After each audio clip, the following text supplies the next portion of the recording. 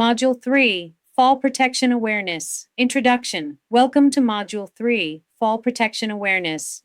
Falls continue to be the leading cause of death in the construction industry. Every year, thousands of workers suffer serious injuries, and far too many lose their lives due to preventable fall incidents. Whether you're working on scaffolding, rooftops, lifts, or ladders, fall protection is not optional. It's your lifeline. This module will help you understand your responsibilities, the proper use of fall protection equipment, and how to recognize unsafe conditions before they turn deadly.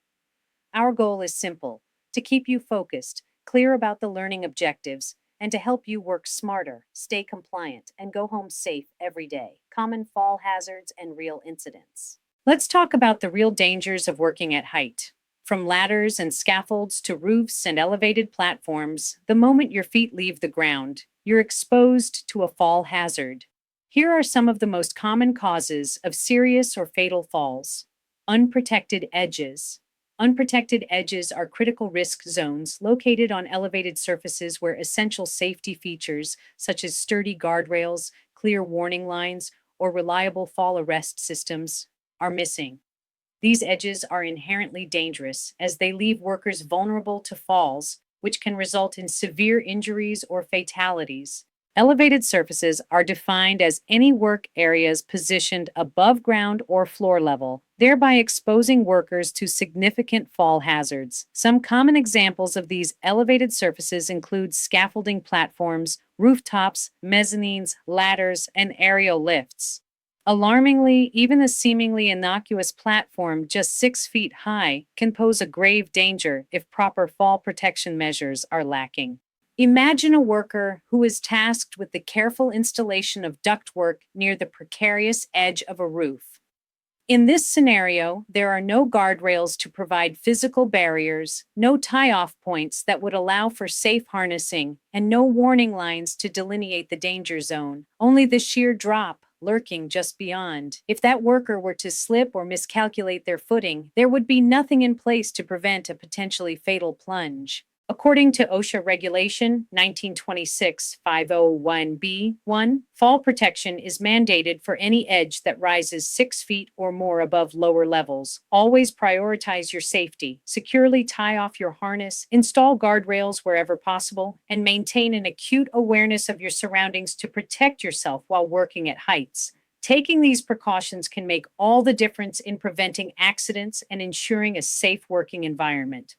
Chikai, improper use of ladders. Improper ladder usage is among the foremost causes of falls on construction sites, resulting in grave injuries or, tragically, fatalities. These accidents occur when ladders are misused, standing on the top step, using a faulty ladder, or placing it on unstable ground. Each action not only defying common sense but also jeopardizing the safety of workers. Consider a scenario where a worker leans a step ladder against a wall, treating it like a straight ladder, and climbs to the top step to access overhead piping. This reckless behavior undermines the very purpose of the ladder, transforming it into a dangerous trap that increases the likelihood of a fall. It's crucial to remember that step ladders are designed for stability in an upright position and should never be used to reach elevated platforms. Instead, only an extension ladder, extending at least 3 feet above the landing surface, should be employed. This is not merely best practice, but a requirement laid out by OSHA to ensure a safe and secure transition. Before each use, a thorough inspection of your ladder isn't just recommended, it's essential. This simple act of vigilance can be the critical difference between safety and tragedy on the job site. Always use the ladder according to its intended purpose and maintain 3 points of contact at all times while climbing.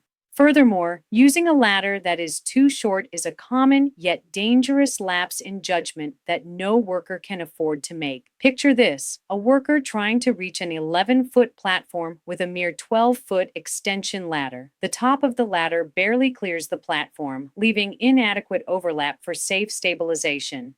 This blatant disregard for safety violates OSHA 1926, 253B1, which explicitly requires that ladders accessing an upper surface extend at least 3 feet above the landing point or be equipped with secure handholds. In practical terms, if your platform stands at 11 feet, your ladder must extend to at least 14 feet to comply with OSHA standards. That's a minimum requirement for a safe working environment. Stepping off sideways or jumping from a ladder that doesn't reach high enough exposes workers to severe risks of falling, twisting ankles, or worse. By adhering to these crucial guidelines and choosing the right ladder for every task, workers can dramatically enhance their safety and significantly reduce the risk of accidents on the job site. Let's prioritize safety and ensure that every worker returns home unharmed.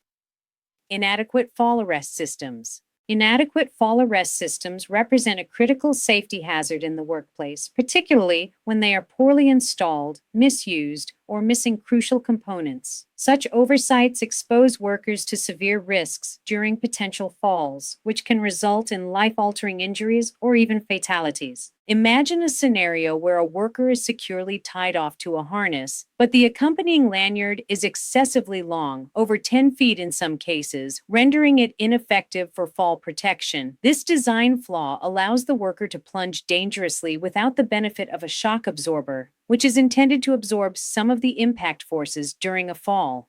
Additionally, the worker is tethered to an anchor that lacks the necessary strength. It is not rated to withstand at least 5,000 pounds, as mandated. Crucially, the fall clearance, a vital calculation determining the distance a worker could fall before coming to a stop, is not assessed. Consequently, should a fall occur, the system might incapacitate or fail entirely, putting the worker's life in jeopardy. According to OSHA Regulation 1926-502, effective fall arrest systems are required to limit the maximum arresting force on the body, prevent any contact with lower levels, and utilize properly rated anchorage points that are secure and reliable. To highlight the real dangers of neglecting safety measures, let's delve into a real-world incident. A worker was tasked with the installation of ductwork on a platform elevated 14 feet off the ground. With the team falling behind on the project timeline, they made the reckless decision to forego the necessary installation of a horizontal lifeline to ensure safety. In an alarming lapse of judgment, the worker climbed to the edge of the platform without any fall protection in place. There were no warning lines established to alert him to the danger, no spotter to oversee his movements, and certainly no effective fall arrest system to rely upon.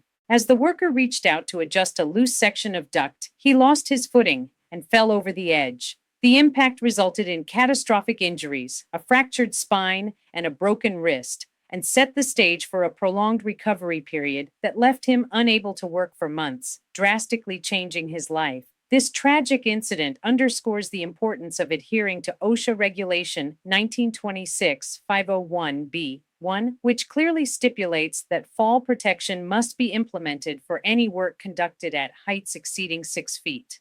The takeaway message is stark and unmistakable. Shortcuts in safety practices can lead to tragic outcomes. Always secure yourself properly, utilize approved fall protection systems, and never attempt tasks at heights without comprehensive safety measures in place. Bottom line, relying solely on a harness is inadequate for ensuring safety. The entire fall protection system must be thoughtfully selected, expertly installed, and diligently inspected to effectively protect lives and prevent work-related injuries. Overreaching and rushing, the twin dangers on the job site. Overreaching or rushing are two of the most dangerous habits that can develop on a job site. These behaviors, often triggered by the intense pressure to meet tight deadlines or by an inadequately detailed working plan, such as a plan that doesn't account for potential hazards or a plan that doesn't allocate sufficient time for each task, can lead to catastrophic consequences. By prioritizing thorough planning and effective time management, you can avoid these mistakes that frequently occur when corners are cut or urgency in production takes precedence over safety. Consider this scenario. A worker stands on a 6-foot ladder focused on installing electrical conduit on a ceiling. Rather than taking the safe route of climbing down to reposition the ladder just a few feet away, a task that would only take a few seconds, he stretches his body awkwardly to reach the next section, his balance teetering on the edge. In a split second, what seemed like a minor, convenient choice escalates into a life-threatening situation. He loses his grip, the ladder wobbles dangerously, and he plummets to the ground, suffering severe head and shoulder injuries. Such a devastating incident could have been easily avoided through a single simple action, taking the necessary time to safely climb down and move the ladder to an appropriate position. This underscores the power you have to prevent such accidents. Rushing through tasks can lead to a multitude of additional dangers, including neglecting to wear personal protective equipment, PPE, like helmets and harnesses, skipping essential safety checklist items, or ignoring critical lockout tagout LOTO protocols. These LOTO protocols are designed to prevent equipment from being accidentally energized during maintenance by ensuring the equipment is isolated from its energy source. Neglecting these seemingly innocuous shortcuts may appear to save time in the moment. However, they actually lay the groundwork for incidents that can result in serious injuries or, in the worst cases, fatalities. According to OSHA regulations, workers are mandated to adhere to safe work practices consistently, particularly when it comes to the proper use of ladders and scaffolds outlined in 1926 Subpart X. These regulations exist to safeguard your well-being and that of your coworkers, providing a secure framework for your work. Avoid leaning or stretching. Never lean beyond your safe reach. A moment's negligence can lead to a lifetime of regret or injury. Emphasize careful planning. Ensure you allocate sufficient time to complete your tasks safely and effectively rather than rushing through them. Recognize signs of fatigue. If you start to feel rushed or fatigued, take a break. Your focus and awareness are invaluable to maintaining safety on the job. Speak up. Don't hesitate to voice concerns if you feel pressured to sacrifice safety for speed. Your voice is vital in maintaining a safe work environment. Remember, your life is far too precious to risk through shortcuts. Your safety and well-being are of utmost importance. This respect for your life and health is at the core of our safety practices. Work smart, work safe, every single time. Poor training or enforcement. Inadequate training and lax enforcement of safety protocols create significant gaps in workplace safety, leading to potentially life-threatening situations. When employees lack a comprehensive understanding of potential hazards or perceive that safety regulations are not taken seriously, the likelihood of injury or fatality escalates dramatically. This risk does not only affect the individual worker, it also impacts the overall productivity, morale, and reputation of the organization. Consider the scenario of a newly hired worker tasked with assisting in the setup of fall protection systems, an essential part of ensuring safety at heights. If this worker has not received thorough training on inspecting safety harnesses, anchor points, and other vital components, he is left vulnerable to dangerous situations. Supervisors may mistakenly assume that he possesses the requisite knowledge and skills based on his prior experience or certifications. Tragically, a few days later, during a lift operation, the worker's harness fails due to undetected wear and tear, which he was never trained to inspect. While he survives the fall, he suffers severe injuries that could have been entirely avoided through a robust training program and stringent enforcement of safety practices. According to OSHA Regulation 1926.5503A, 1, it is mandatory for employers to establish a comprehensive training program specifically tailored for every employee who may encounter fall hazards. This training must be actively enforced and regularly updated rather than provided once and subsequently forgotten. Key takeaways. Ongoing training. Safety training should be an ongoing process. It must be tailored to the specific job roles and updated regularly to reflect the latest safety protocols, technology, and best practices. Annual refresher courses and hands-on training sessions can significantly enhance workers' understanding and preparedness. Supervisor accountability. Supervisors play a crucial role in fostering a culture of safety and accountability among workers. By exemplifying safety standards in their own actions and decisions, supervisors ensure their personal safety while also setting a powerful example for team members. This leadership can instill a sense of responsibility in workers, making them active participants in maintaining a safe workplace. Verification of understanding. Never assume that someone possesses the necessary skills or knowledge.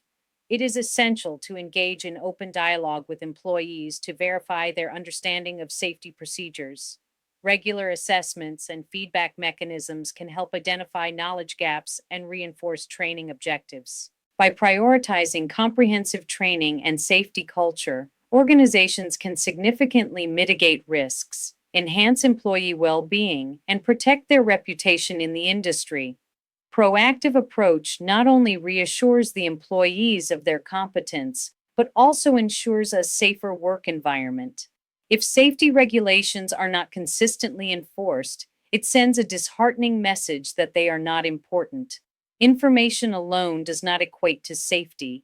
Training must be practical, pertinent, and continuously reinforced to truly protect workers. For instance, regular safety drills, hands on equipment training, and frequent safety meetings are practical and pertinent methods of training that can be continuously reinforced to ensure worker safety. Let me share a real story. A 26-year-old roofer fell 25 feet through an unprotected skylight. There were no warning lines, no guardrails, and no fall arrest system in place. Although he was supposed to wear a harness, none was provided. His death was completely preventable. OSHA requires fall protection for construction workers at heights of 6 feet or more. However, while having the right equipment is essential, your mindset and daily habits are equally crucial in keeping you safe. Types of fall protection systems. Fall protection isn't one size fits all.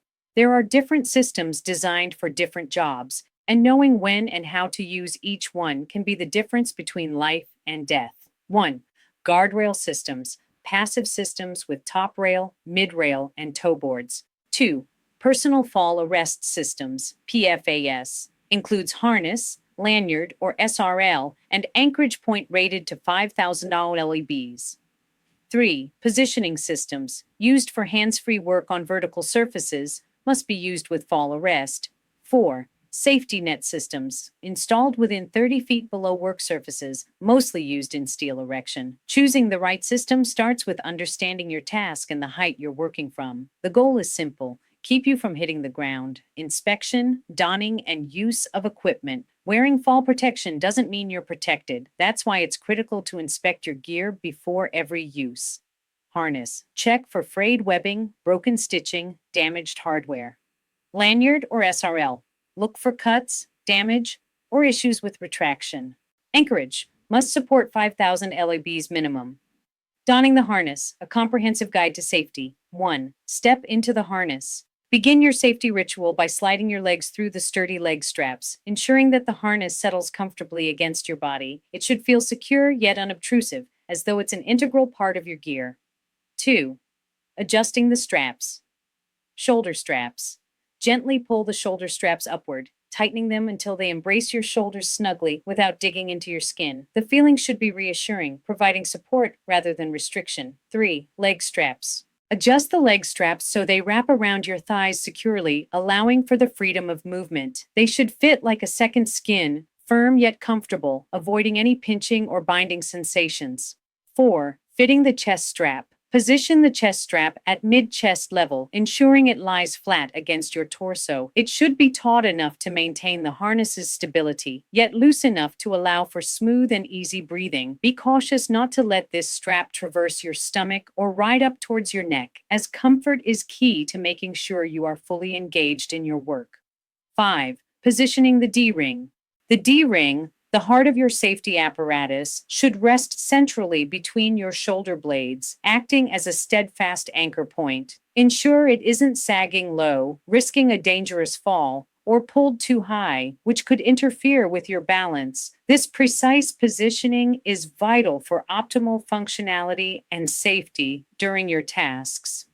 6. Safety check. Always conduct a thorough buddy check, if at all possible. This involves having a colleague carefully inspect your harness, confirming that every strap is perfectly adjusted and securely fastened. Your attention to detail and teamwork in this moment can quite literally mean the difference between safety and jeopardy in an emergency. 7. Lanyard and SRL attachment. When attaching your lanyard or self-retracting lifeline, SRL, crucial for ensuring your safety at height, Make sure to clip it directly to the D-ring. Avoid connecting it to the front of the harness. This careful placement optimizes both safety and balance, keeping you secure as you navigate your environment.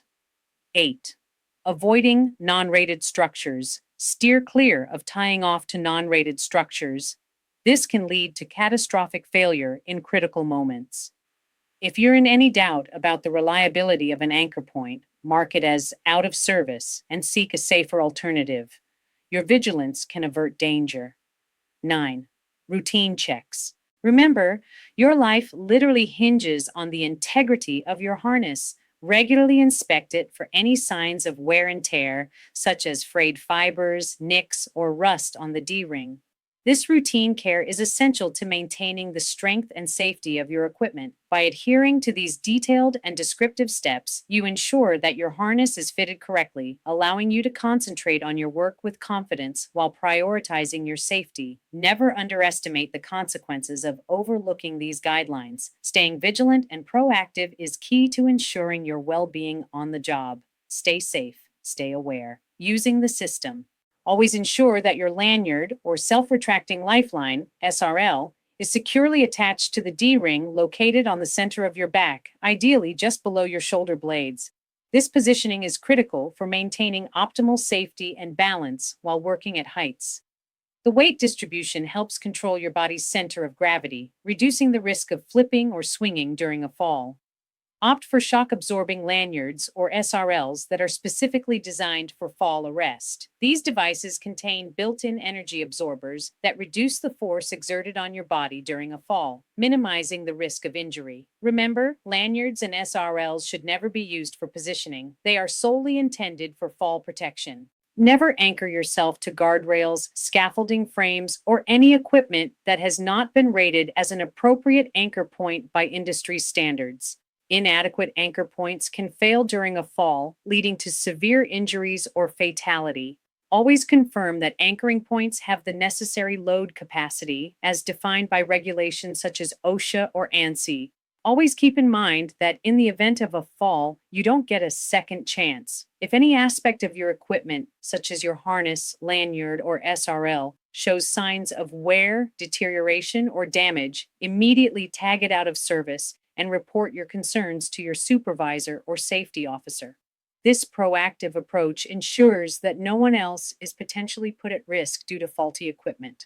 Fall protection acts as your final line of defense against serious injury or worse. Approach it with the utmost seriousness and care. Your life truly depends on your adherence to safety protocols and the use of properly maintained equipment. Prioritize your safety and the safety of your coworkers by undergoing regular training and staying informed about best practices in fall protection. Emergency response and post-fall protocols. Even with the best planning, falls can happen. That's why your site needs a fall rescue plan. Call for help using the site's emergency procedure. Never attempt a solo rescue unless trained. Keep the victim calm to prevent suspension trauma. Use rescue kits or lifts if available. After a fall, inspect all gear and report the incident. Debrief the team. Remember, OSHA requires fall arrest systems to be removed from service after use in a fall until they are inspected by a competent person. Rescue done right can save a life. Be prepared.